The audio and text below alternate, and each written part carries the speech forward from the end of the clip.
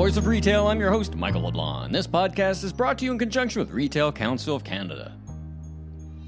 Get holiday ready with on-point insights from one of the savviest retailers operating today regarding consumer trends. Samir Kulkarni, CEO of Showcase, joins me on the podcast live from the RCC Retail Holiday Shopping Forum for an in-depth discussion on what makes Showcase different. We talk about their international expansion and how they see around corners to get social media trends onto the shelf in record time. Let's listen in now. Hello, everyone. Good afternoon, or I guess, 1:36 could still be good morning. Samir, are you with me? How are you? I am here. Can you see me and hear me? I can see you and hear you perfectly. There you are. How are you? I'm doing well. I think we need to cheer up this group after all of this holiday survey data. So let's do it, Michael. Well, I can't think of anybody better than you to bring some sunshine and light and insight into this topic. Now, as for the folks who've been listening, we're doing a survey talking about intentions. Well, it's real, right? We are early November. November's go time. So thrilled to have this opportunity to hear from you directly. What's going on? How did you plan for it? And what are your key takeaways? Let's start from the beginning. So I can't imagine many folks on this call would not know of Showcase. That being said, they may not know all the background, the scope and scale. You've had a very busy 12 to 18 months. You haven't been just buckling down and getting through the COVID era, to say the least. You haven't been doing that. And by the way, for anyone who wants to, we're going to marshal through this fairly quickly. If anybody wants a nice background on you, Samir, you were my guest on The Voice of Retail. So page back a couple of episodes and you'll find you and I did a nice in-depth interview on your background. But for now, give us an overview. Who are you? What do you do for a living? And then talk about Showcase. Thanks, Michael. So Showcase is the home of the hottest trends. We're a mall-based specialty retailer, and I've been leading the company since the 90s. So it's really our baby here.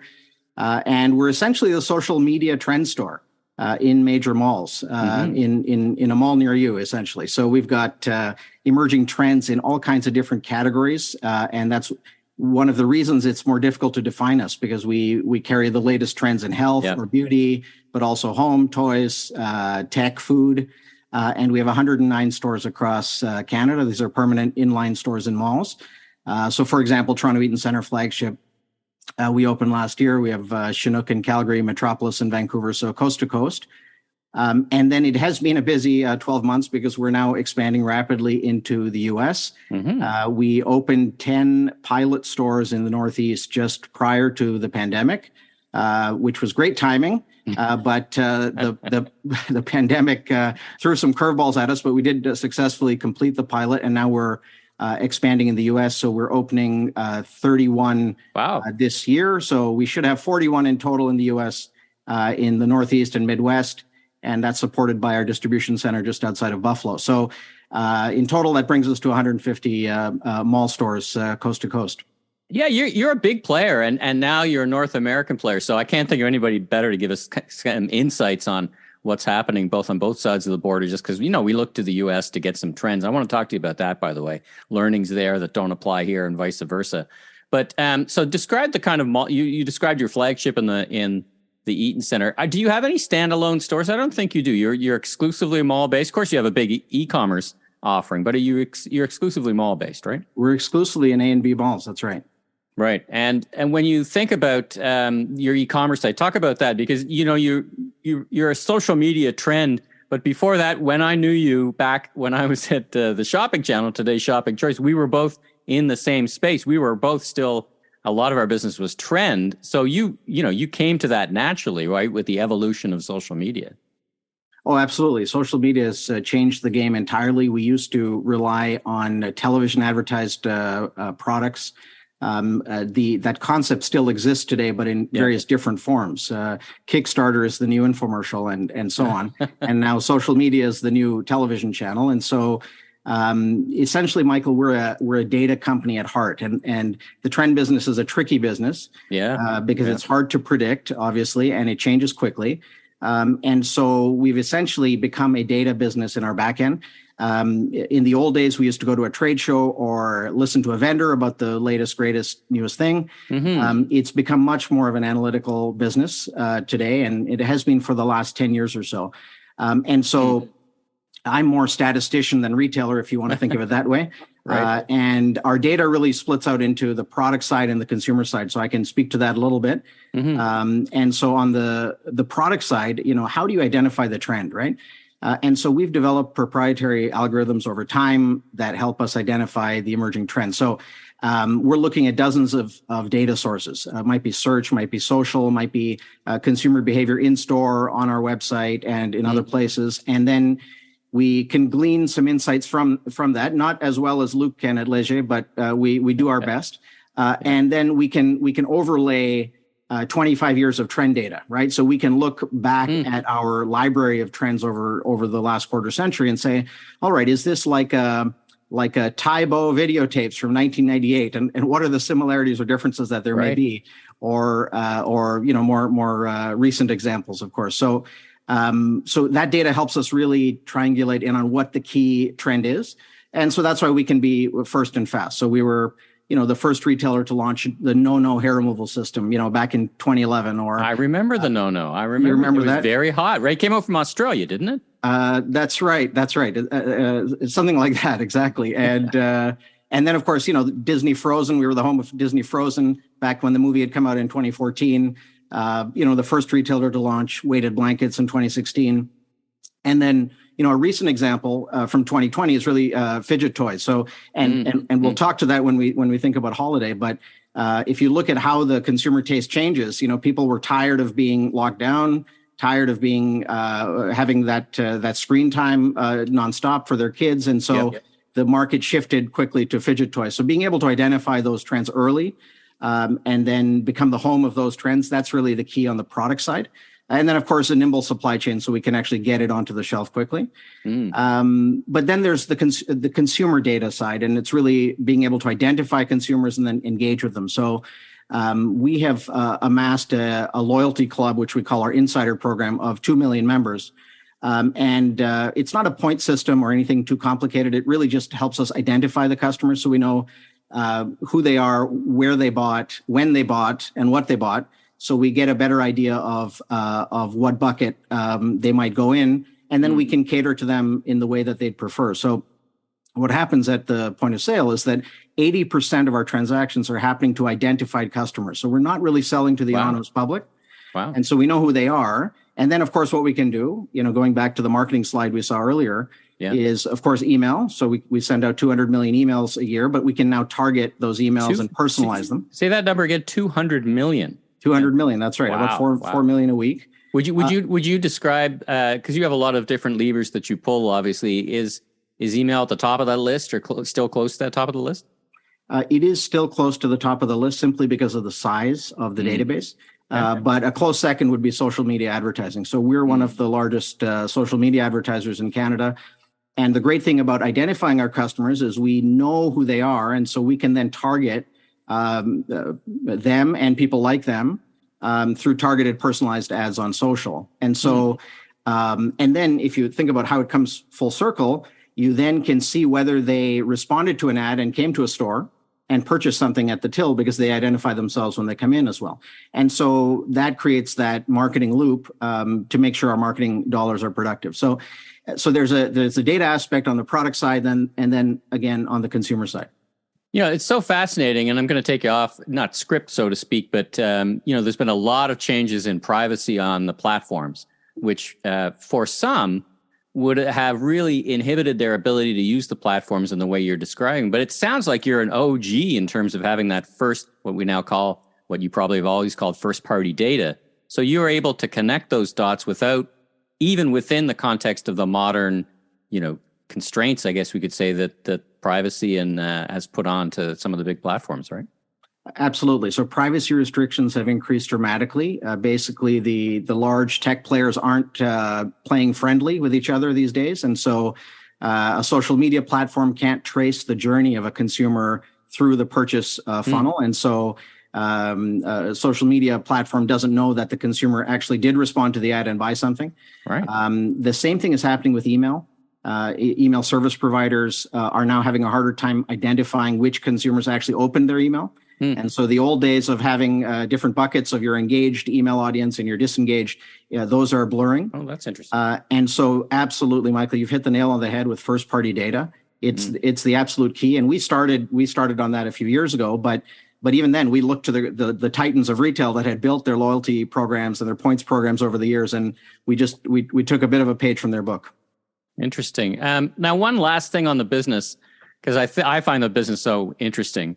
And I'm sure the listeners do too. It used to be in the whether it's the trend business or the as seen on TV business or even in the shopping channel business, you would have a 1 or 2 in 10 likelihood of a hit. You'd see, you and I would go down to conferences and we'd see 10 items and we'd kind of make our decision based on what was happening in the States, but it wasn't 10 out of 10, right? Some would be, you thought they'd be great, but this art and science you're describing of both experience and data, just generally has that percentage gone up for you in the business as you triangulate this data and you find the very responsive social media? Definitely, the accuracy has gone up for sure. I think that your percentage is right in terms of new product introductions. Most new products don't work, don't become massive hits, of course. Yeah. But our accuracy rate has improved simply because we're applying more data. There's less intuition going into it, although there's always human judgment and everything. But it's less about what vendors are pushing necessarily, and it's more about what consumers are pulling us towards, and then. We take a very agnostic approach to trends. And so we don't limit ourselves to a specific category or a specific price point. We basically listen carefully to where the consumer is going and then try to keep up with them. And that's increased the accuracy quite a bit. That's fascinating. I mean, listen, I'm glad we have 2 or 3 hours to talk today because I just want to say, I'm kidding, everyone. I'm kidding. Let's move on to holiday and let's talk about holiday in the context of your business, because your business is a 365 plus or minus business, because there's always trends happening. There's always hot items happening, that are evolving. Now, how in your format, how important is the holiday season as we would describe it, now through Christmas and maybe even the Boxing Day? Is gifting as important as it used to be? Is it still important? And talk about that and when the preparations for you and the team begin to get ready for a holiday. Absolutely. So holiday, of course, is critical for us. We're the consummate gift store. And if you think about a small format store where you can, get something for anyone on your list of any age, gender, interests, and so on, it's a shorter list. And so we're on that list. We're happy to be there. And so November, December is critical. It's about 40% of our year. Wow. And so we're gearing up now for a big season. In terms of preparation, obviously that starts well in advance. Even though we're a real-time trend retailer, we are buying lots of our products earlier in the year based on data that we may already have from the past or seeing trends that are emerging. And I may not have mentioned that 50% of our inventory is actually private label. So we've designed the product, in-house product developers, graphic designers, logistics, and so on. And so that cycle obviously starts earlier in the year, as early as April. But we are still buying to this day. I touched base with my team this morning and I said, quick, guys, what hot new trend can I talk about this afternoon? So it is something that happens on a very real-time basis, even going into Christmas. Just by way of example, last year, Squid Game had come out on Netflix and became the number 1 show by October 3rd. And so the Dalgona cookies, which is the traditional Korean cookie from that show, became super popular. So all of our month of October and November was spent trying to commercialize that trend. So these things really do come out of nowhere. But it really moves through the departments over the year. So buying is busy earlier. Logistics obviously has been crazy with supply chain challenges, August to now. And then now the marketing ramps up and the store hiring and, the store craziness begins as well. So it's a year in the making, but we're hoping for a good season. Well, let me pull on a bunch of threads out of that. So let's talk about the immediacy of the trend. So as you said, Netflix and these streaming services, I mean, it's not the, when you and I were growing up in the business, it was big releases for the holidays for movies. You knew 6 months in advance. These streaming services, they're just pounding out new things, kind of like our business. You never know which ones are going to hit, Squid Games. Who who knew a game about, death games would be so popular? So does that make it more complicated, or does it actually kind of, again, just fuel this social media? Because once it comes out in Netflix or wherever, then it fuels the social media, right? Do you get some view to that, or is that, do you guys spend a lot of time watching Netflix and trying to figure that out as well? We do spend a lot of time watching Netflix and consuming pop culture in general. Yeah. But I would say for Showcase, the volatility in the market or the unpredictability of the market is actually a big plus, because I would say that if a movie is coming out with a global release date, 1 year from now, we offer very little. We have very little edge over anyone else in that game, and there are other retailers who are set up to handle that type of thing and do a great job of executing on a global launch.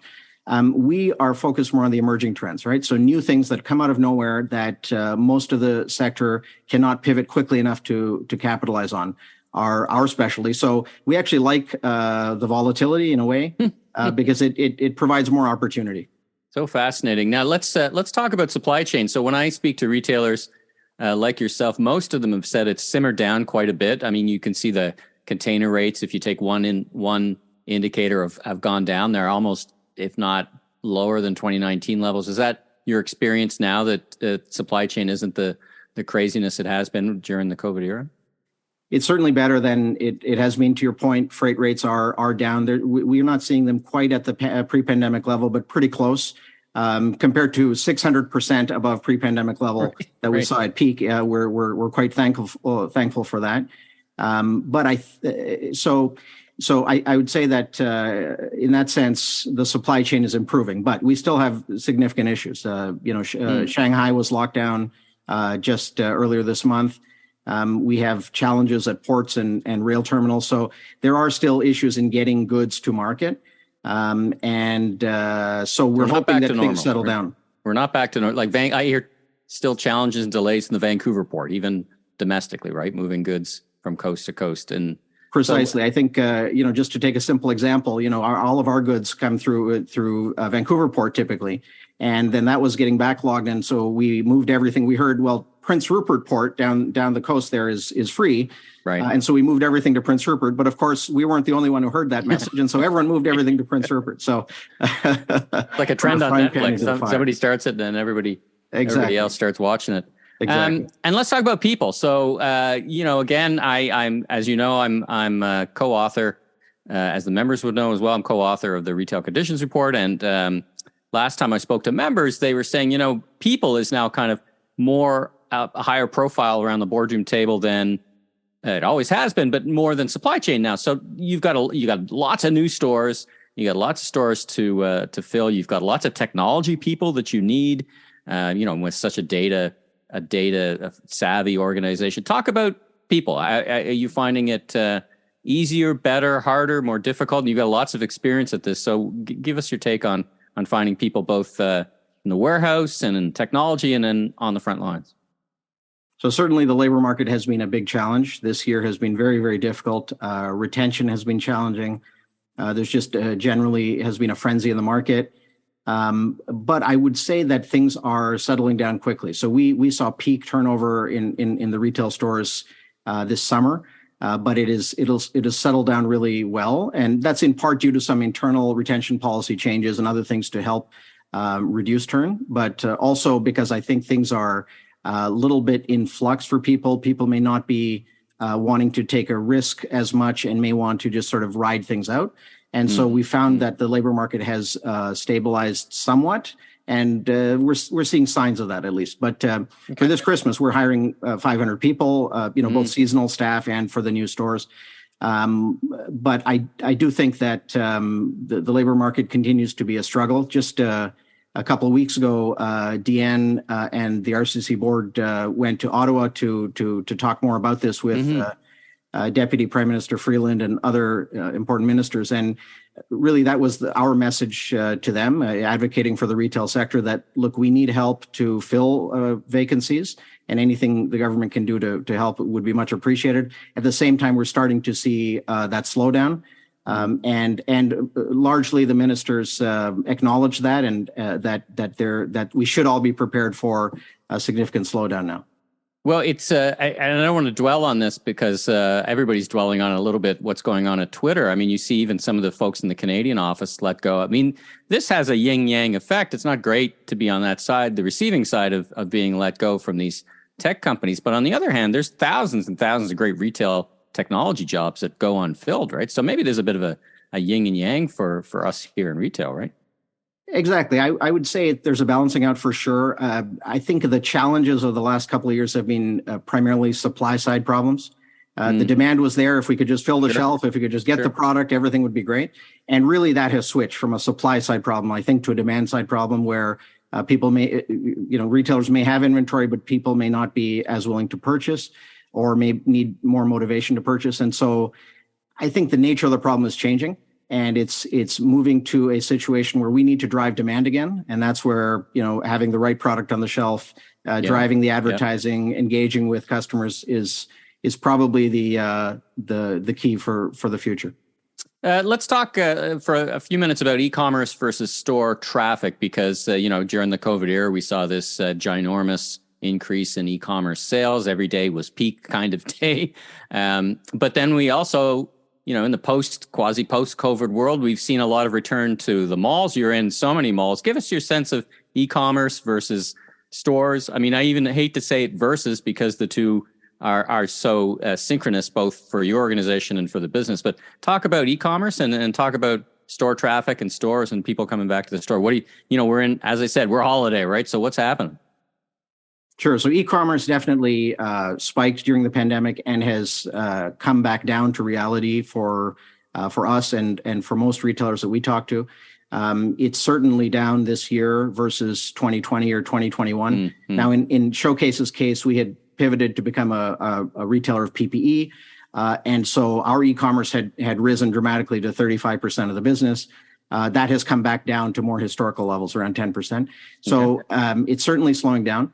From a system standpoint, it was a great baptism by fire because we were able to put in place all kinds of systems and technology, middleware to handle what was essentially a Black Friday or Cyber Monday every day during the first few days of the pandemic. So in that sense, it was for the best in the sense that the systems are better, but the volume definitely is down. And frankly, I'm not complaining about that because e-commerce orders are very difficult. It's very hard to make money on e-commerce. I am still on the lookout for a pure play e-commerce retailer that actually makes money because the freight rates are high, especially with gas prices. The courier costs have gone up dramatically, and you've got return rate issues. People can't, they're not sure exactly what they've bought. They can't try it before they buy it. Yeah. And so if that traffic and sales have gone back to the stores, we're thankful for that because the rent and labor in stores is a fixed cost that's already paid for. And so the cost of that sale actually drops quite a bit. And so we appreciate that. The other aspect of e-com is same day delivery. So we did invest heavily in last mile delivery. We did a national partnership with DoorDash to be able to deliver directly from store to customer within a couple of hours, which is pretty neat. That's a better service level than some global e-com providers. But the reality is that's not a massive part of the sales. People tend to want to go to the mall and shop. Kind of niche, right? It's kind of niche demand. Yeah, I mean, I could see it on the 23rd of December, kind of niche demand kind of thing, right? Exactly. So yeah, on those key days, it'll be important for those who want to avoid the crowds, but. Thankfully, this Black Friday will be the first real Black Friday retailers have had in Canada for some time. So hopefully we see the stores busy. Yeah, no kidding. And as I think about the two, do you do, by the way, in-store pickup for shop online in-store pickup? Do you enable that? I mean, no, we don't really need to. Our stores are small. It's relatively straightforward to take a product off the shelf, and we can't do curbside because we're inside the mall. But same day is the best thing we can offer right now. Okay. All right. Well, let's talk about Glad before we get to some advice. I think the listeners would love to hear a bit of advice as they kind of themselves are figuring out the rest of holiday. But how's the season going so far? You're on both sides of the border. You're newer in the U.S., so you would expect a different pace and uptake. On the one hand, you're fresh and new. On the other hand, less experience in the market. But give us your sense of how the season is. Are people shopping earlier? Is November going to be the big month? And what's your vibe so far? hearkening back to this. I love when Luke said, even though we did the survey in August, it's sentiment and intent, which tends to change less. Did the survey resonate with you? And what's your vibe for how it's going so far? Well, we're certainly seeing since Labor Day that there has been a slower start to the season. I think that people are waiting.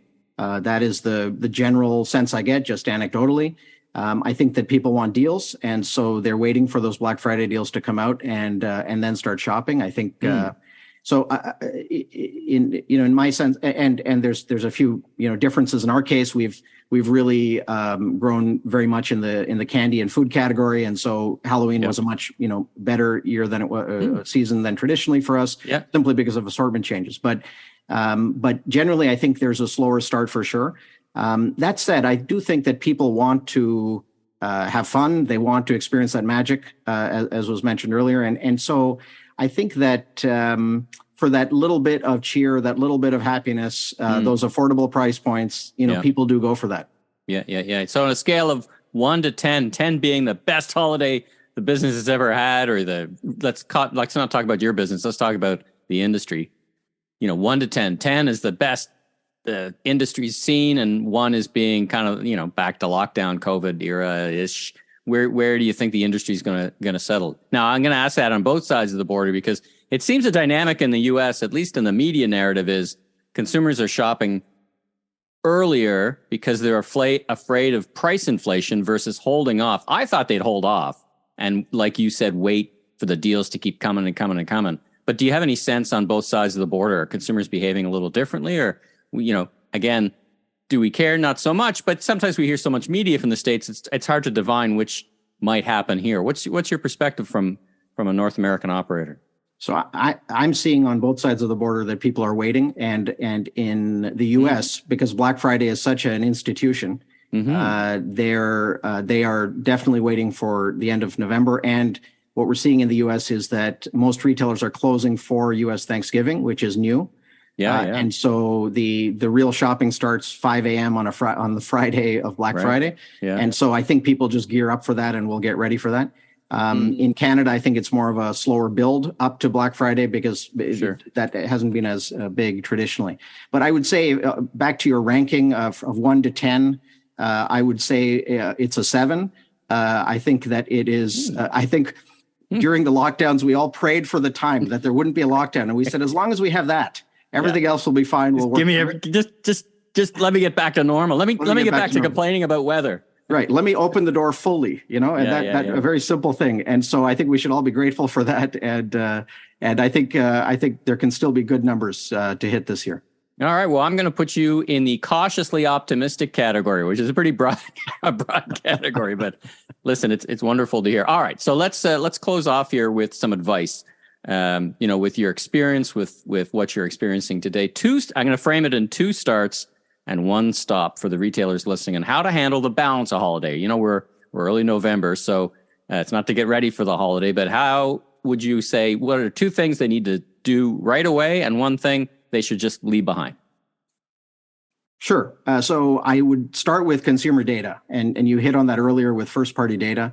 The marketing ecosystem is changing. It's not as easy to plug and play with the major social media platforms and e-commerce platforms or email service provider platforms and so on. And so first-party data is the key.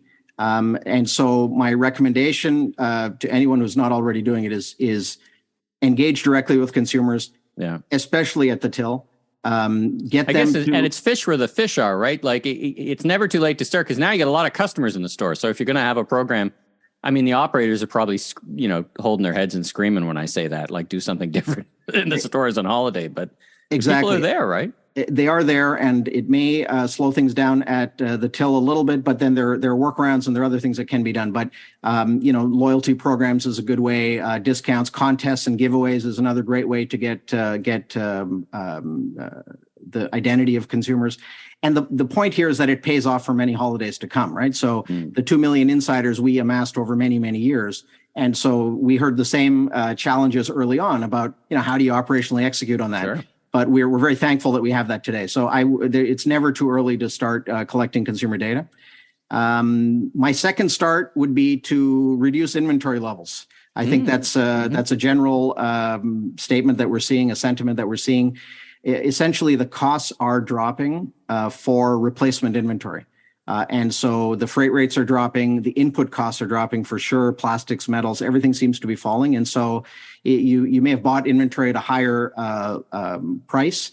That same inventory may be much cheaper to reorder. And so getting through that earlier is probably better. I also think the market is changing, so the consumer taste will change from one category to another. So it's better to have lower inventory levels, lower risk profile, and then easier to adapt. On the stop side, I have to say we need to stop thinking that today is the new normal. I think, and I'm guilty of this throughout the pandemic. You get to a day and you say, okay, this is the new normal, and then you realize, no, that's not the new normal, because a week later everything's changed again. Even just in this year, to have started the year off with retail restrictions and Omicron, and then all of the craziness and the overheating of the economy, and now suddenly inflation and recession all in the same 12 months is crazy. Yeah. And so I would say don't extrapolate based on today. Today is just today. And instead reevaluate daily, because the market is changing very, very fast. Well, I think you guys were agile to begin with. I mean, you demonstrated that by bringing in one of the first retailers to bring in PPE and make that available during the COVID era. I think agility is built in your DNA, but it's so interesting to have you say we need to be even more agile, because you were agile to begin with. So that's a very important lesson. Now, I want to finish with advice for the vendors and suppliers listening, because as you know, in our community, we don't just have fellow retailers, but we have folks who have something to offer you, have something to sell, either services or perhaps good. What's your advice to them, to those folks listening, and what's the best way to approach you and do business with Showcase? Sure. We love to talk to vendors, love to hear new ideas. We want to know what the next big thing is for sure. Chances are, if it's a trend, we're already talking, so that's even better. Right. But from a Showcase standpoint, we have a very simple approach to our vendor relations. We don't look for credit or terms packages or complex forms or onboarding or any of that. We keep things really, really simple. And all we need is evidence of a trend, right? Some independent data that helps us understand the size of the trend, the direction of the trend, and some proof of emerging popularity. So then, and if it's a product we can add some value to, in terms of demonstrations, education, engagement, exposure, then all the better. And so, we're happy to speak to vendors. So reach out to us at our website, shop@showcase.com, and we'll go from there. And on the service side, there's probably also vendors here who would love to sell or talk to you about the services that you would consider to make the business better and more efficient, more interesting. What's their path to getting in touch with you? Sure. Feel free to reach out to me on LinkedIn, and happy to connect you with the right people on our team. Samir, thanks so much. So gracious of you to share. It's a very busy time of the year. Thanks you so much for joining us.